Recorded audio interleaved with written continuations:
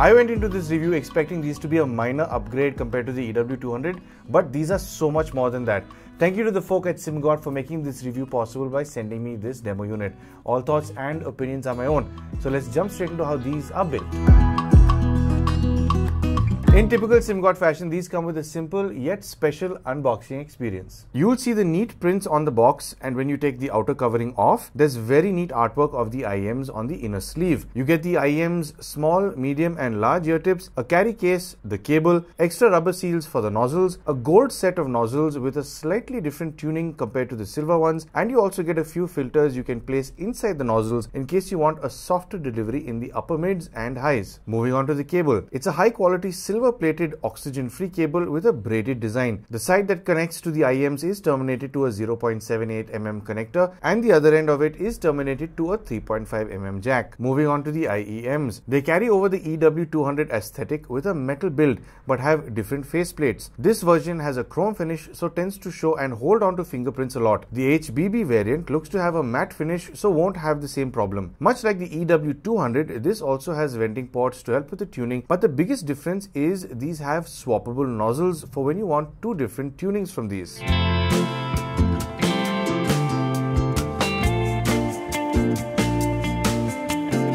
Unlike the EW200 that comes with one driver, this comes with 3 drivers, and because it's a mouthful, let me just read it off my script to tell you. These come with 10 mm ceramic composite diaphragm dual chamber dynamic drivers, 6 mm planar magnetic drivers and piezoelectric ceramic drivers as well.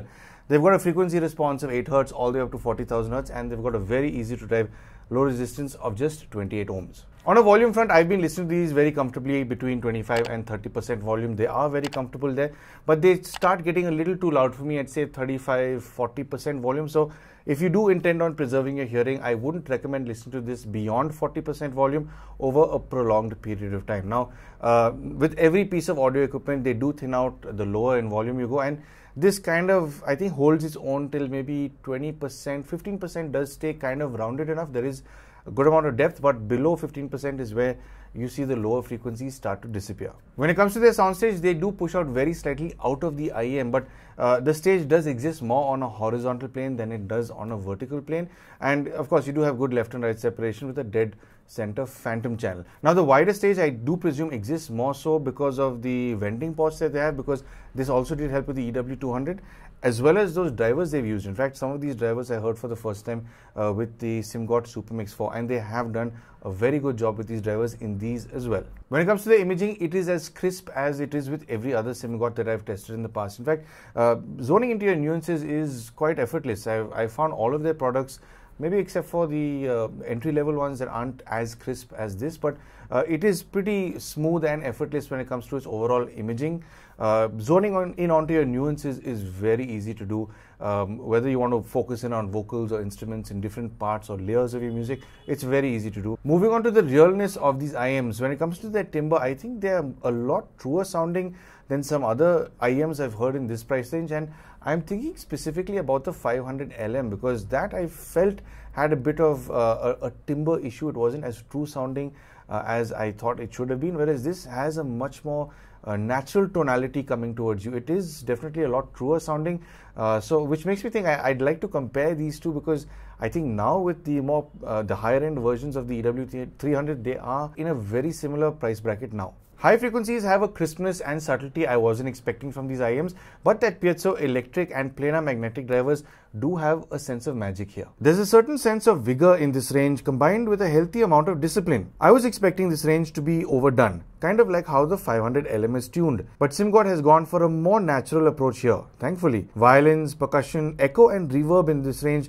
really can put on a show for you with tightness and openness coming to you in a more familiar approach than being too forward. Listening to the main theme from Alfie, performed by the Danish National Symphony Orchestra, the strings and chimes in the back come to you from a bit of a distance while maintaining great detail and separation here with a soft yet confident enough delivery to ensure you're able to enjoy this range without it causing any fatigue over longer listening sessions. This range can be a bit on the forward side when you put on the gold nozzles, so I've preferred listening to this range while the silver nozzles are on these IEMs. Mid frequencies have quite the tweak in the upper mids, but it manages to stay rounded enough in the lower mids. This range does have good instrument and vocal separation and can get close to getting sibilant, but stays away from it for the most part. When you put the gold nozzles on, it can tend to cross that threshold, which tends to make listening to this range not as much fun. Male and female vocals do carry a decent amount of roundedness, but I do wish this range wasn't as tweaked as it is with a few tracks. Listening to When We Were Young performed by Adele, this is an enjoyable listen right up until she starts opening up. She can tend to start sounding shouty since there isn't as much depth in her voice as I'd like, but you can control this very slightly before considering using an EQ. Simgot has included little filters you can place into the nozzles, which tend to help make this range a little softer on the ear, and it does help this specific range to a certain extent. Low frequencies have an elevation that I remember wanting the EW200 to have, but this tuning does make these much better all-rounder IEMs. This range does alter a little when you swap between the nozzles. I do like how the silver nozzles handle this range. It's a little tighter and doesn't really eat into the mids, but the gold nozzles can tend to do this. However, they do give a larger and punchier lower range. Both nozzles stay clear of bloating this range and throw in an element of fun with heavier genres of music. There's a more sub-low accentuation with both nozzles, but the gold ones do emphasize the mid and upper bass more than the silver nozzles. Listening to Tangerine Rays by Zed, Bay Miller and Ellis, I didn't think I'd be enjoying a song like this on IEMs, but the EW300 does bring in this lower range as an energetic element. I was expecting these IEMs to be a slight tweak on the EW200, but this is what the EW200 was missing to be more fun. Considering this range is as enthusiastic as it is in the sub-low range with EDM, I didn't think it would be able to handle jazz or blues, but it does it quite effortlessly with the gold nozzles. It does seem a bit too colored for me for those genres, so I usually go back to the silver ones when I'm listening to them. So to sum up, overall on a build front, it is put together very well. It does carry over the same kind of aesthetic as the EW200. And the one thing I didn't like about the EW200 was it was kind of a fingerprint magnet. But something I do find weird is I remember the EW200 used to cause me some amount of discomfort in my left ear. I do have a smaller left concha, but I haven't had any issues with this, and I have had these on for quite a while. So I'm not quite certain if they've sort of modified the overall design or shape of the inner part of these IEMs, but it is definitely a little more comfortable than the EW200. At least I've not had any sort of fatigue or pain or discomfort with these IEMs in particular. So the only thing really is the fingerprint magnet on this finish. The HBB variant does have that matte finish, so it's not going to hold or show so many fingerprints, which is much nicer. And of course, the cable is very nicely put together. Its overall finish is nice.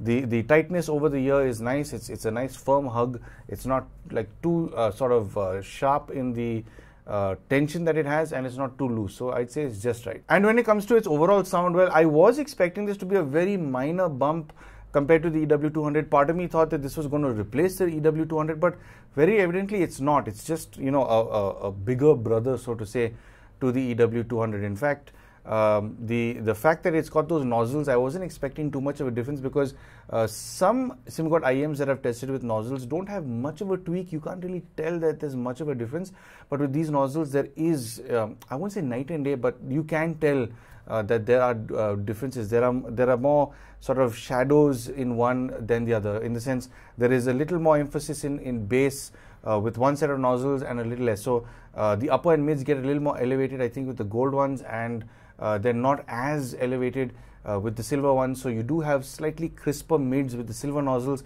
So I mean, these are all things that at least I never normally noticed with different nozzles when it came to Simgot IEMs in particular. These do have very good separation and terrific detail recovery. They are pretty resolute, I have to say. They are very good at pulling out all the little nuances and details out of your music. And in fact, this is something I've been thinking about lately, because everything in this price segment is getting a lot better than what it used to be. So much so it makes, I think a lot of people will be saying, it shoots above its price range. But then if every product in this price range is shooting above its price range, then none of them are, because all of a sudden that's the new level. So these are very good with the overall detail recovery. And the only thing I think that these are lacking with is that lower mid recess. I mean, it's not so thin that it's it's terrible to listen to. There are some IEMs that have done that in a more affordable price range, but these do a good job of maintaining some roundedness in the lower mid. So male and female vocals do sound, I mean, they're okay. I would have preferred a little more sort of milky weight to the lower mids, whereas this does thin out a little more than I'd like. But all in all, it is an enjoyable set of IEMs to listen to. Its highs are not piercing. Its low frequencies are surprisingly good fun. They are fun and enthusiastic.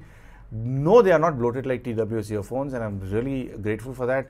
It is well structured. It is sort of very tight in the bass, and I think a lot of seasoned listeners will appreciate this for, you know, something they want to listen to while on the move instead of going to something TWS earphone. I think a lot of seasoned listeners will like a set of IEMs like this when they're on the move. If they don't want something that's too affordable and they want to go for something mid-tier, this is kind of a good price range, and it has good detail, and at the same time it has good bass. So you wouldn't really want to lean towards TWS earphones because of course most of those are bloated. So all in all, if you are getting into the hobby, or if you just want something portable, if you are looking for something that you want with good resolution and you're an audiophile and you want to carry with you, and the things in a lower price range don't really suit you, I'd say this is a very nice set from Simgot. Yet again, they are doing a very good job with all of their IEMs lately. And of course, if you are looking to also upgrade from a set of EW200s, this is, I mean, it's not a huge jump, but it is a significant jump in the sense they've done a very nice job with their piezoelectric driver and their planar driver in this that the EW200 doesn't have, and they really did showcase this very well with the SuperMix 4, and Simgot really knows how they're tuning most of their IEMs, I have to say. So anyway, overall, let's jump into how much these cost. Well, if you do want to make these yours, these do have a maximum retail price that ranges between 6,999 to 7,999 rupees. But of course, if you do want to make this yours, it comes in 3 different versions. One is the standard edition, which is a 3.5 mm, which you should get for about 6,890 rupees, or in other words, $69. The other is the HBB edition, which you should get for 7,390 rupees, or $75.99. And the DSP edition, which is actually the most expensive of the lot.